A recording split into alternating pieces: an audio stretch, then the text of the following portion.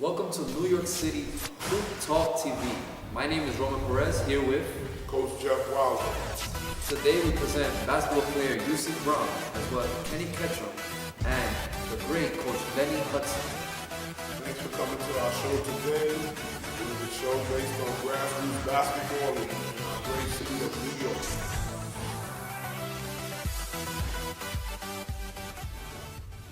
Yeah, we'd like to welcome Yusef Brown, caught our eye at our recent international basketball camp. We wanted to see how Yusef felt about the camp. Could you tell us a little bit about yourself and the camp, Yusef? I'm Yusef Brown. I played in Dominican Republic 2012, and I played in the TRBL League, which is Tobacco Road Basketball League, and then I went to Mexico. So, you attended our recent camp. How you felt was the competition level and how you felt you performed? I performed decent at the camp. The competition was good, therefore I did decent enough to get notice. I caught y'all eye, and therefore there's different teams and everybody was doing good, playing a role in position. So to me it was good. It was good enough. Good. How about your experience in the Dominican Republic League? How was that? Can you tell us a little bit about that? Yeah, it was good. We went to several different places like La Plaza. I don't know if I'm saying it right. La Vega. It was good. And the tournaments and the crowd. The crowd was great. We put on a good show. We was like the only All-American team that attended the tournament. Yeah, I seen H2O. I seen some name players go on that team to Dominican Republic with you that year. I remember seeing some of those players with you. How you felt, playing with big names like, H2O and other guys that was part of that team that year? Yeah, since that was my first, I was excited. So that looked good on me. So I was able to play with higher level pro players. So I was excited for that. What would you say is your game? What's your game? I heard your nickname is Slow Guy. Speedy. Speedy, okay. So tell me a little bit about your game. What you feel is your strong point, Speedy? Well, I was trained. Well, I used to watch him play come to my park, Speedy Williams. Speedy, So after that, Yeah, Speedy played for the New York Knicks for 1 year. I mean, he got a deal for like a week because he won the one-on-one New York yeah, I remember that, yeah. So he got a 1 week. He's a legend, man. That's great to get a name after him. yes. And I'm going to make you feel, I'm going to make myself even older because like you looked up to Speedy when I played, Speedy looked up to me. Wow. Yeah, and somebody came up to me recently and said that they saw him and they mentioned my name to him and that's what he said. But I remember him, he had a killer crossover, he was lightning quick, you know what I mean? He'd be over there, and boom, he's over there, like, like the flash. I think he's still quick. Yeah, that was the thing with him that made him a factor on the court, his incredible quickness. So that's what I saw in you at the camp. I have a trained eye from just watching, I guess thousands of basketball games now. And, that's really what I'm always able to lend to any player, anything, just what I saw. Your attacking style, your speed and quickness. And, I'm a coach, Coach Wilder, I'm a coach. So the main thing I say for you and all guards with the quickness is change the pace. I was just talking to Roman about changing the pace, the stutter step. That's one of his trademark moves now. And once you freeze that defender, if you're going like this, you're really hard to guard, but you're easy to guard too. Yeah. You know what I'm saying? So what you need to do is raise up, go into your speed. Raise up, get the defender to relax, boom. And I know if you do that, your pro chances will skyrocket. Because that's the number one thing. There's a lot of quick guys, there's a lot of fast guys, but it's not that many quick guys. Yeah. You know what I'm saying? So I saw explosive speed that you have. But you gotta get the defender, you gotta make the defender guess, and then that's what you got. And like I said, that's one of the good moves that I see Roman added to his game, and I like to see all the guards do that, really. They'll score a lot easier, too. Well, Yusef, we just want to thank you for coming out to the show. We wish you the best of luck in your career. You're a young athlete, and you're a hard worker. Yusef Brown, thank you, and Appreciate y'all having me. Welcome into our set. One of the more underrated but influential tournament commissioners in New York City. Very fortunate to have him here for our first show. I'm totally biased, you know. I think he's great, and he's a great counselor to me. We about the same age. We played against each other in high school days, and that's how far we go back, and that's the school that we come from. But we're fortunate. His organization is called Blacktop, and I'd just like to welcome to the show Mr. Ketchum. welcome to the show. Okay. Lenny, so tell us a little bit, tell the viewers a little bit about yourself. You know, what do you do? We know you have the Blacktop basketball tournament as well as your Blacktop, you know, film production company. Tell us a little bit more about that. Alright, well, Blacktop is Blacktop 515. So basically, Blacktop 515 started about, this year right now we're in existence going into the 21st year. But prior to that, I've been around basketball all my life. So, Christian Basketball League, my root is from Queens, so Almighty Force. So I come from a long root of, say, ball players and basketball.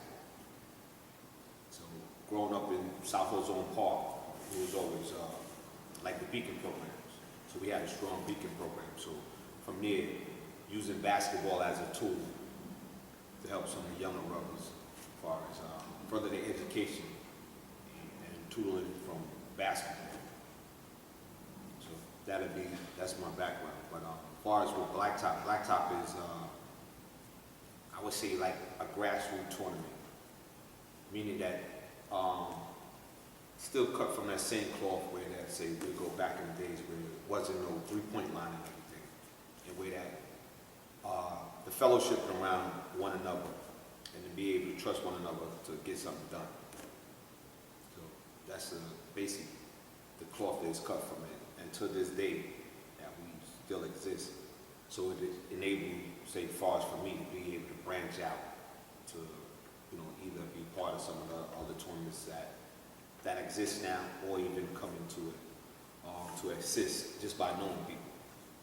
Okay. So that's how it is. Okay. I've seen you for the last couple of years also off the court, because you know, me also as a basketball player off the court, I also do my trainings, I also do coaching for the kids.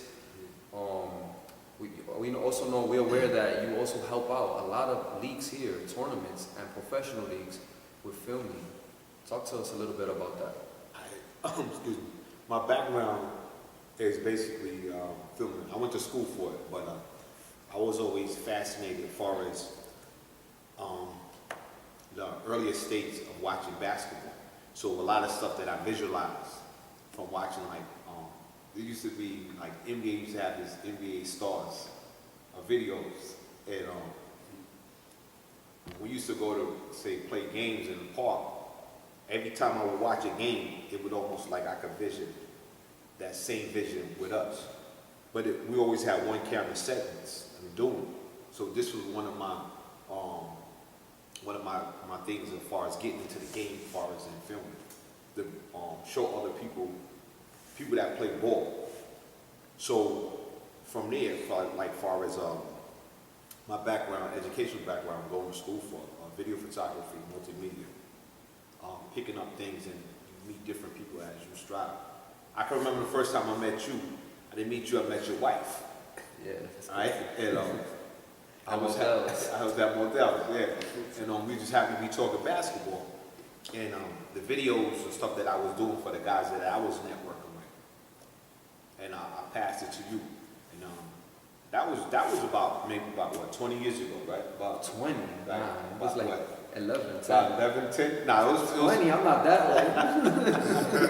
No, but I remember I met you. Yeah, Oh. it was in like 2005. All right, so I would say when I met you back then, it was over 10 years ago. Something Yeah, like yeah. that. But before then, I was always in it. Because to give you an example, Muhammad.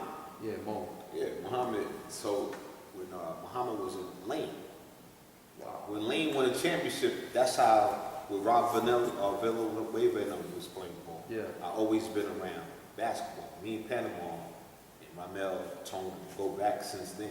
My angle was always taping games. I would always follow these guys taping games. Wow. So that's where it go back. But Muhammad, I met Muhammad through those same people. So that always been, say, one of my fascinations about being in the game. And one of the reasons for doing it, like you hear stories, like we used to always hear stories of Earl Manigault.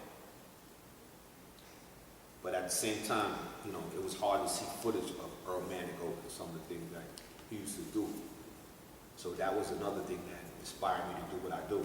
For like some people, sorry to cut you, Earl Manigault, story told, he used to take $20 from the top of the backboard, 10 feet rim. Yeah, you would have had to like see it to actually, if you was there to visualize it, to see it, and to hear people tell stories about it, just make it more proven that he was able to do it. So, Exactly. but now, say like how it is now, over the years of being able to do it. So some of the players that I've seen play now, that probably are not playing and still playing, that unfortunately I was able to come across, like these stories that, you know, that somebody ever had a doubt about somebody. A lot of this stuff is self-evident because it's either on a picture or on a film somewhere. So that's the beauty of, like, as far as doing what you do. It goes a long way.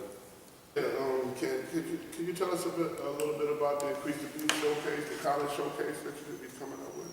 As far as the showcasing, this go back through a conversation me and Coach was having, and it stems back from high school basketball then and high school basketball now.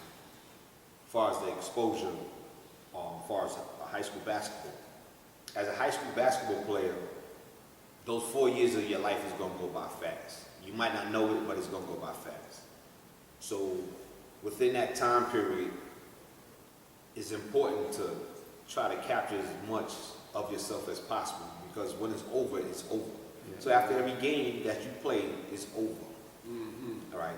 So as a student athlete, right, it's almost like this is your business now. This is your first step in stepping into business, being a student athlete.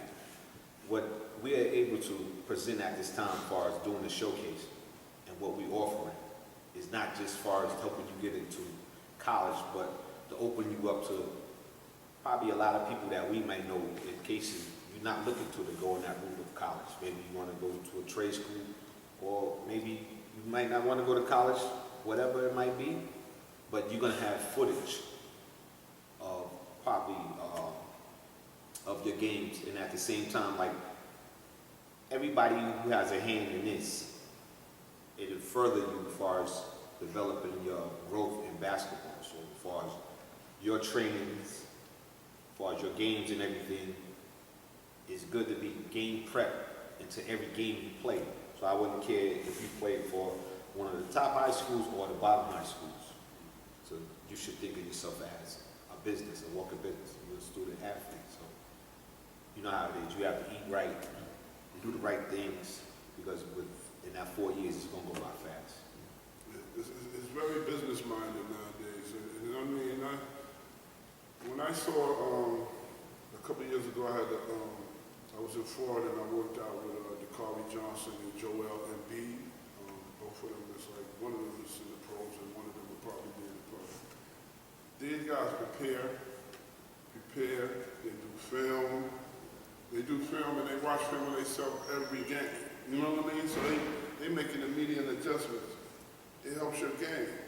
Then it helps your approach. And like Kenny said, one of the things we know college coaches ask, the first thing they ask is, can you send me some film? And this is what got us on that conversation was, somebody had told me they had 40 in West Falls, right? And nobody knows except the conversation. You know, like they can only tell you about that. so you know, and so many times we have done that. And, you know, we get the word, yeah, he did have 40, but the college coach has not one move of that, not one anything.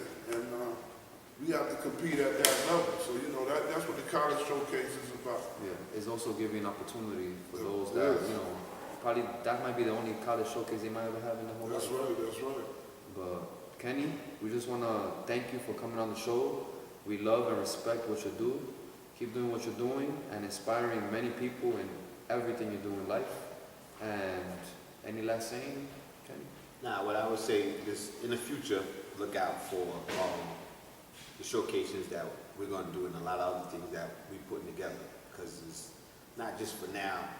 This is something that's going to have longevity in it. And like I said, you're going to see the maturation from young men maturing to men as they venture through these things that we put together.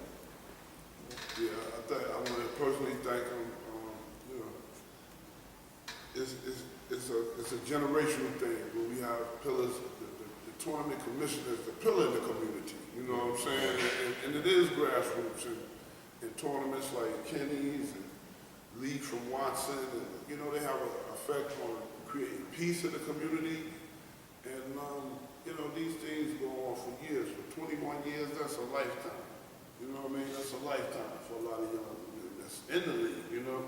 So for him to do that with all this other things, being a father, a parent, you know, taking care of family, you know, let's give him always a hand for that. So thanks a lot, Ken, and come on the show again, please. Thanks, Kenny. Thank you.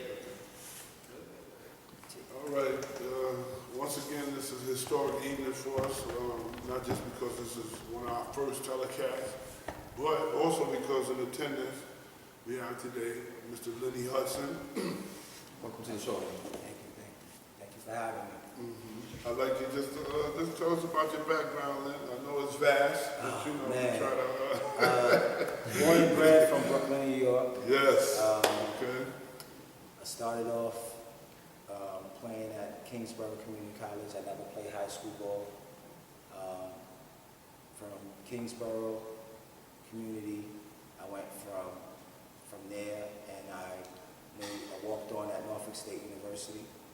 I made the team as a walk-on, but I never got an opportunity to play because my mom had a serious accident. I never really knew whether or not basketball would take me this far where it has, but I was able to finish college and I graduated. Right now, I'm currently a special ed teacher in Brooklyn, New York. It's a blessing. Wow.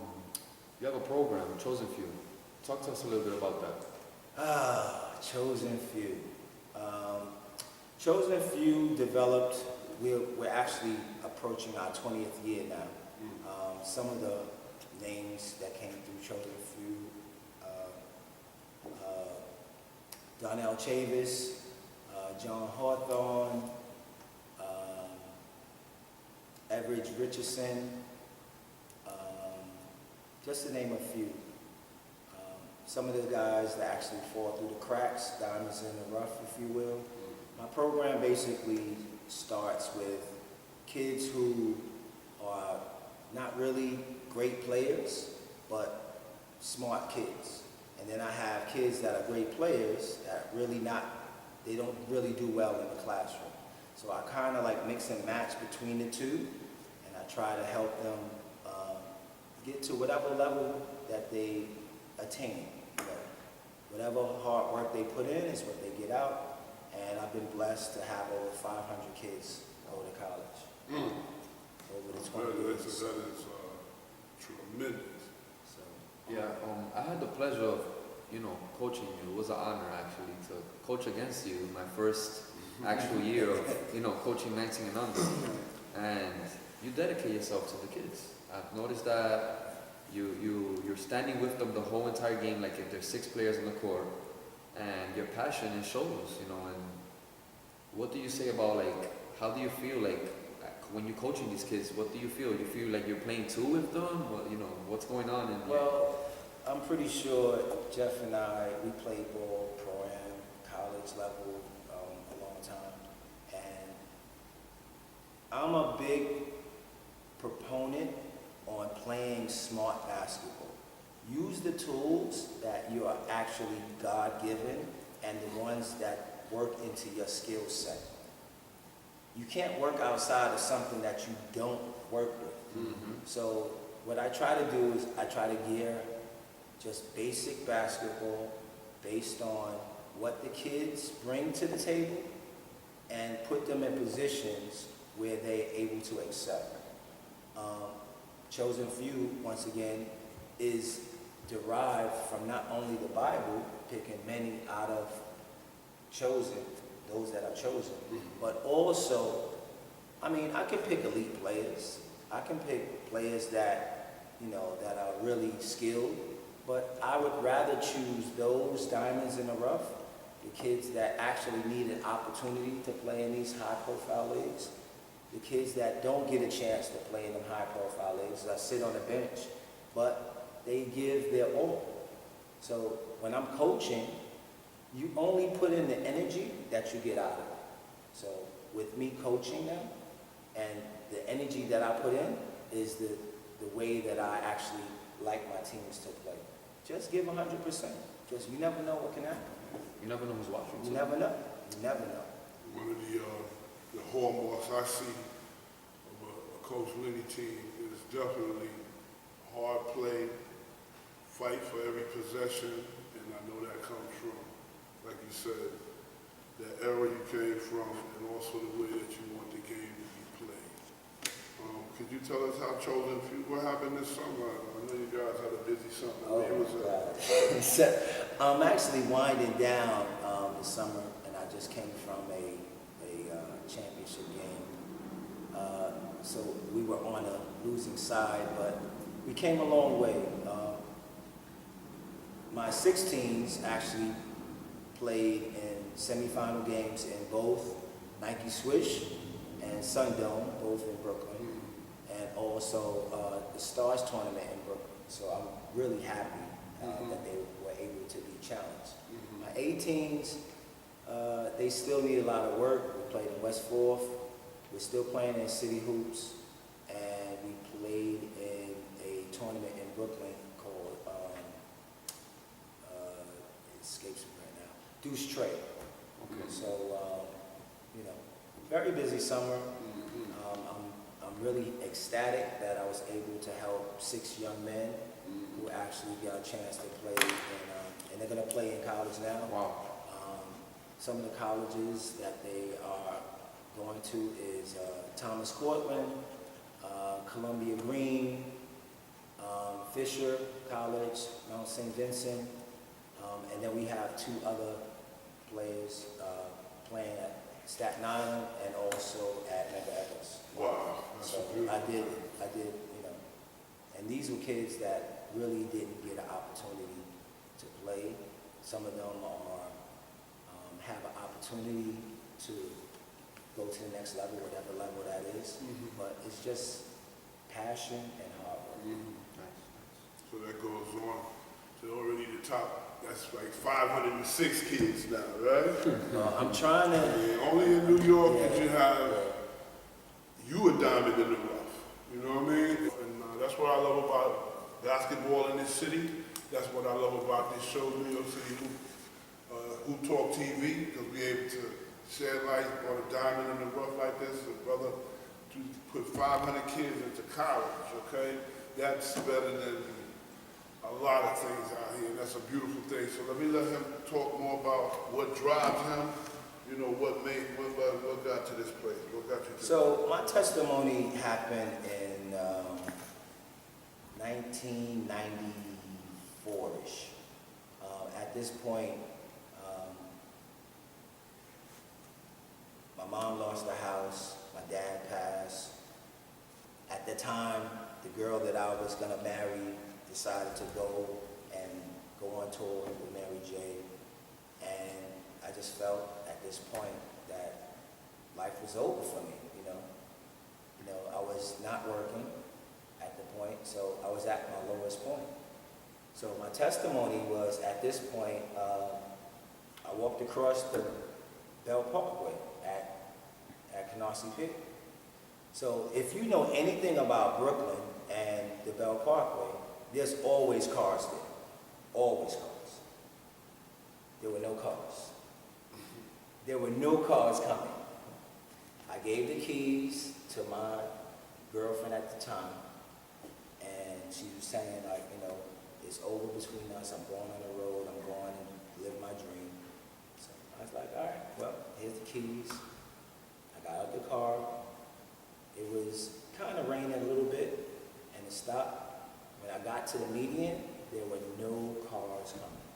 So I had a revelation at that time as I sat in the median that I'm not finished. My job is not done.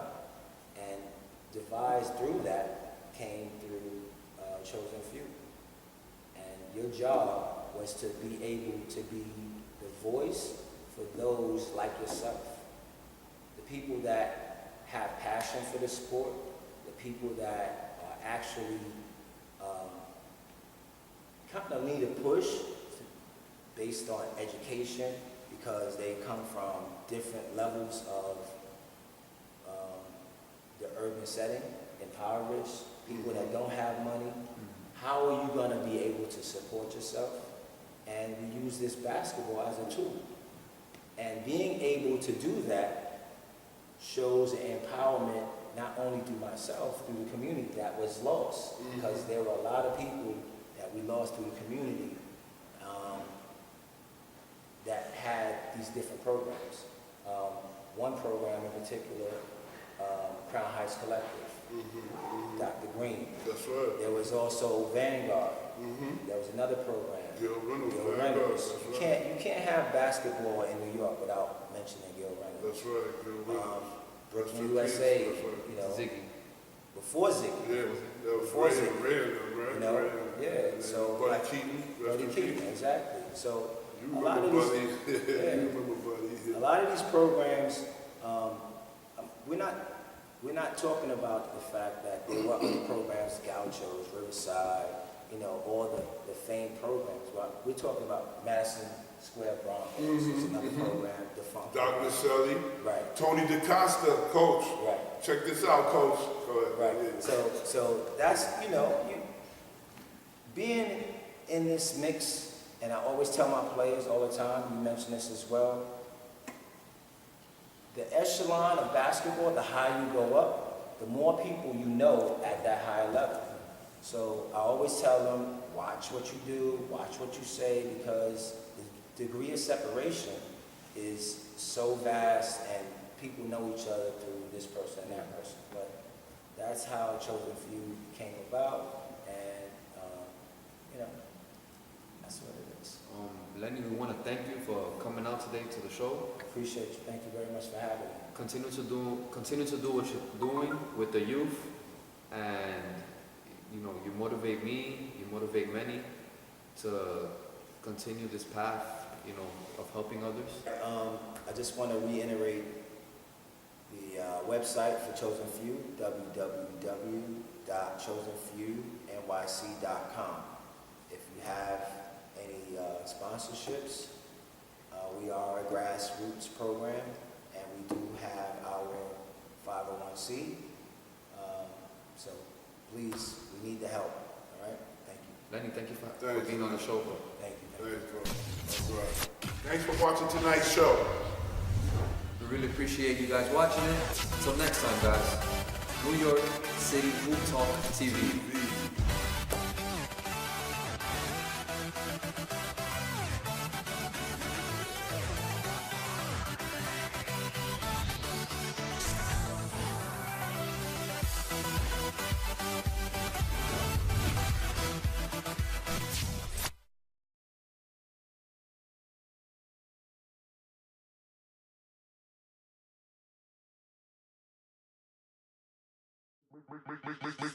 Make the ground shake.